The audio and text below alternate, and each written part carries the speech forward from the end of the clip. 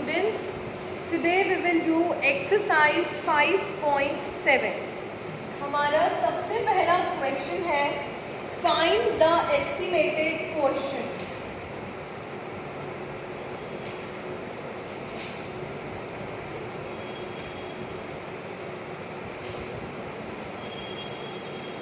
Estimated का मतलब rounding off करके हमें क्वेश्चन फाइंड करना है. For example 79 divided by 24. तो मुझे इन दोनों नंबर का राउंडिंग ऑफ करना पड़ेगा. पहले राउंडिंग ऑफ अब हमें नहीं दी हुई कौन सी प्लेस पे होगी, तो जो नंबर की हाईएस्ट प्लेस है हम उस पर राउंडिंग ऑफ करेंगे. फॉर एग्जाम्पल इस नंबर की हाईएस्ट प्लेस हो गई 10th प्लेस और इधर भी हो गई 10th प्लेस, तो दोनों नंबर का 10th प्लेस पे राउंडिंग ऑफ होगा. तो 79 का राउंडिंग ऑफ क्या हो गया, चेंजेस करेंगे इधर लेकिन देखेंगे किसको, 1st प्लेस को. क्या ये 5 है? नो. क्या ये 5 से ज़्यादा है? बिल्कुल है. तो मैं इधर +1 करूँगी. 7 + 1 बन गया 8 और 9 बन गया 0. ये हम ऑलरेडी चैप्टर 1 में कर चुके हैं. ऐसे ही 24 का 5 से छोटा है तो 2 will be as it is, 4 become 0. तो अब राउंडिंग ऑफ करने पे क्या आया, 80 एंड 20. अब मैं इनको डिवाइड करूँगी. 80 डिवाइडेड बाई 20 आंसर आएगा 4. जब आप 80 को 20 से डिवाइड करोगे you will get 4 as your answer. तो आपको यही करना है. आपको जो दो डिविडेंड और डिवाइजर दिया हुआ है उसका राउंडिंग ऑफ कर लो हाईएस्ट प्लेस पे और फिर डिवाइड करो. ऐसे ही एक और क्वेश्चन है, जैसे 501 डिवाइडेड बाय 21. अब इसकी हाईएस्ट प्लेस है 100th प्लेस और इसकी हाईएस्ट प्लेस है 10th प्लेस. तो 501 का राउंडिंग ऑफ क्या होगी, देखें चेंजेस इधर करेंगे लेकिन देखेंगे किसको, 1st और 10th प्लेस को. क्या ये 50 है? नो. क्या ये 50 से ज़्यादा है? नो. तो 5 will be as it is और ये दोनों डिजिट क्या बन गई, 0 0. ऐसे ही 21 की हाईएस्ट प्लेस 10th है तो 10th पे करेंगे नियरेस्ट 10 पर. ये 5 से छोटा है तो 2 will be as it is और ये 1 क्या बन गया, 0. तो अब हम 500 डिवाइडेड बाय 20 करेंगे. 500 डिवाइडेड बाय 20. 22 × 40. 0 5 - 4 1. बेटा बार बार कह रही हूँ, बहुत बच्चे डिवाइड में गलती करते हैं कि वो ऐसे लिख देते हैं, यहाँ 1 और यहाँ 0. This is wrong. क्यों? क्योंकि मैं डिजिट के नीचे डिजिट ही लिखूंगी.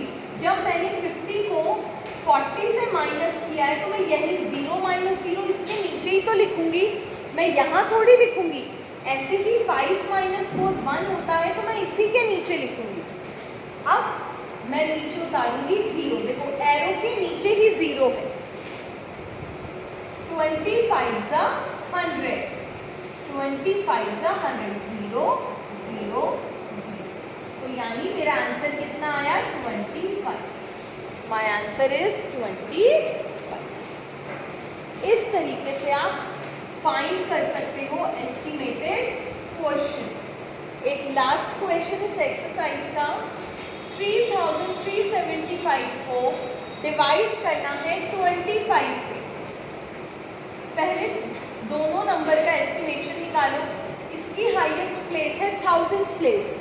चेंजेस इधर करेंगे लेकिन देखेंगे किसको, इन 3 डिजिट्स को. क्या ये 500 है? नो. 500 से ज़्यादा है? नो. तो 3 will be as it is और ये तीनों डिजिट क्या बन गई, 0 0 0. ऐसे ही 25 हाईएस्ट प्लेस 20 है तो चेंजेस इधर होगा और देखेंगे किसको, इस डिजिट को. ये 5 है तो हम इधर +1 करेंगे. 2 + 1 बन गया 3 और 5 बन गया 0. अब हम 3000 को 30 से क्या करेंगे, डिवाइड करेंगे. कैसे, देखो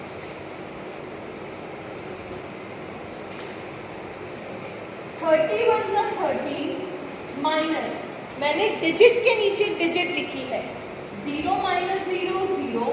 3 - 3 0. अब ऊपर से कोई डिजिट नीचे उतरी है और वो एज इट इज रह गई।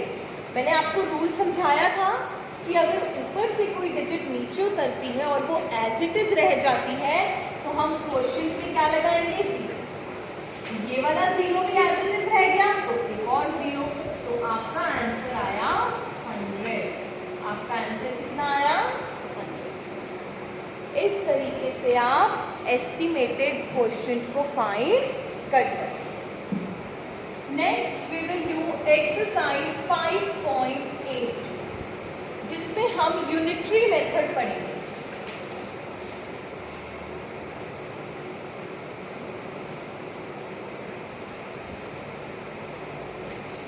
मैं आपको सबसे पहले 2 चीज़ें बताऊंगी। फर्स्ट चीज़ हमने पढ़ी थी चैप्टर 4 में मल्टीप्लिकेशन में।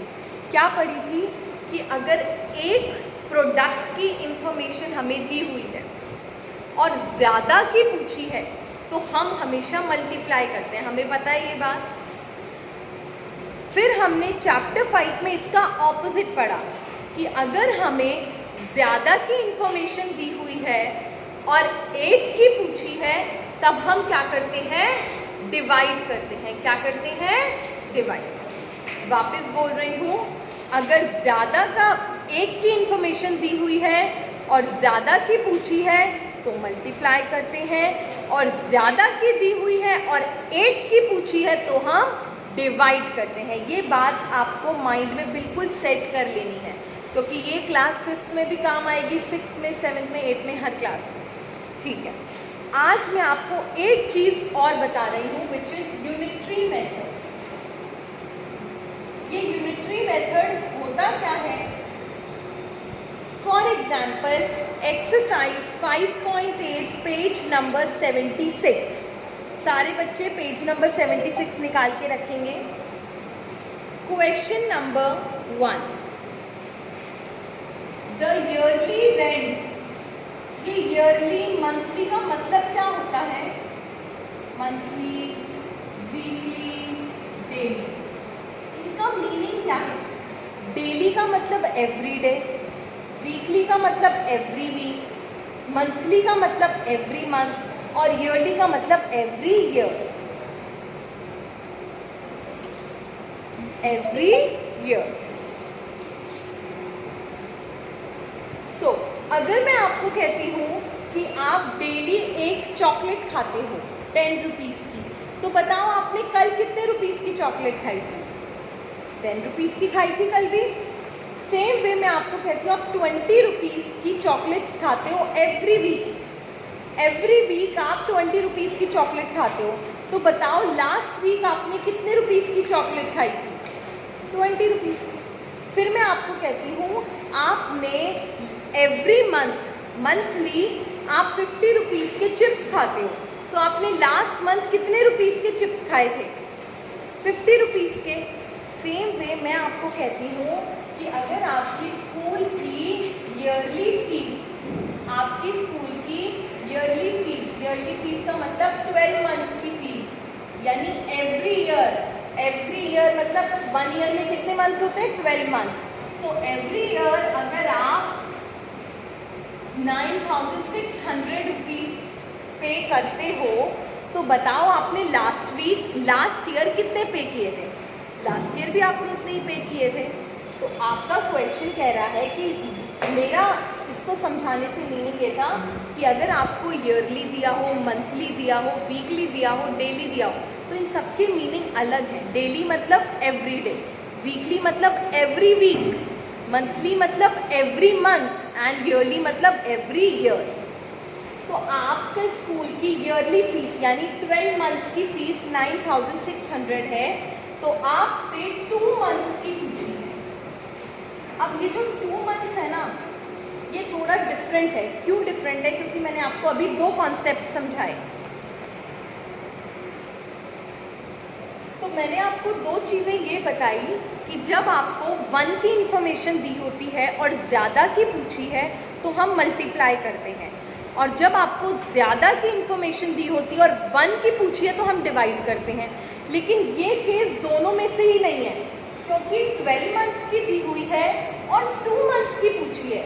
अगर यहाँ पे 12 मंथ्स की इंफॉर्मेशन देके 1 मंथ की पूछी होती तो हम डिवाइड कर लेते ना। तो ऐसे केस में हम क्या करेंगे?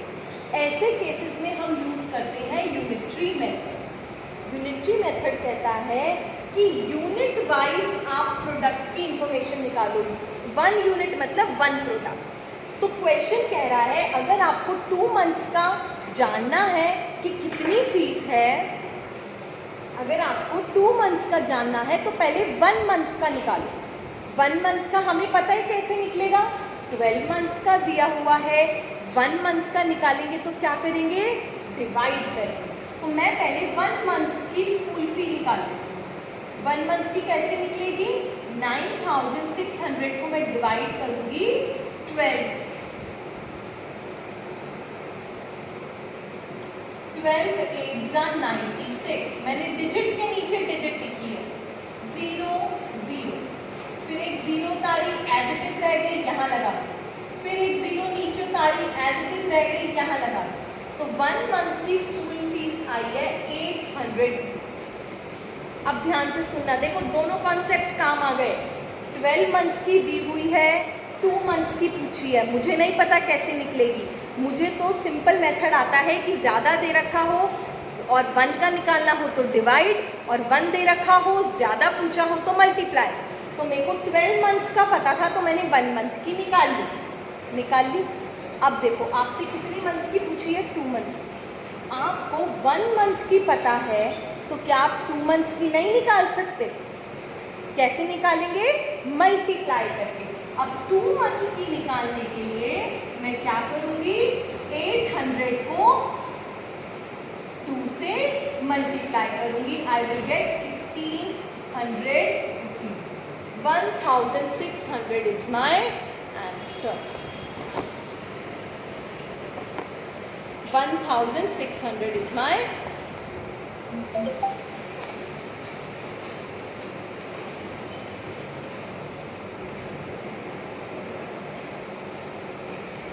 This is how we use unitary method. एक और करते हैं, जैसे question number 2। The movie tickets for 8 people. 8 people की टिकट्स आई हैं 1000 रुपीज की। 8 पीपल मूवी देखने गए और उनकी टिकट्स आई है 1000 रुपीज की। फिर पूछ रहा है what will be the cost of 24 tickets. तो 24 टिकट्स की क्या कॉस्ट होगी? सेम चीज 8 की दी हुई है, अगर 1 की पूछी होती तो मैं क्या करती? डिवाइड करती। लेकिन यहाँ पे 24 की पूछी है तो सबसे पहले मैं 1 की निकालूंगी। जब मुझे 1 टिकट की कॉस्ट पता लग जाएगी तो मैं क्या निकाल दूंगी? 24 की निकाल दूंगी। So 1 ticket is equal to 1000 divided by 8.